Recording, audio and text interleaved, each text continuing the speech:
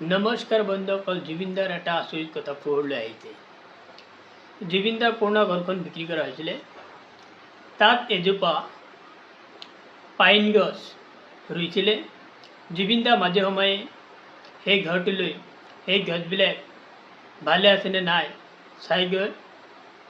আৰু জুবিনদা ঘৰ বিক্ৰী কৰা মানুহজনক কৈছিলে যে মই ঘৰ বিক্ৰী কৰিছোঁ, কিন্তু বাকী গছবিলাক বিক্ৰী কৰা নাই, গতিকে আপুনি গছবিলাক নাকাটিব। এই গছবিলাক যিমানে ওখ হ'ব সিমানে মোৰ আয়ুস বাঢ়িব আৰু সিমানে মই ওপৰলৈ যাম, এই বুলি কৈছিলে।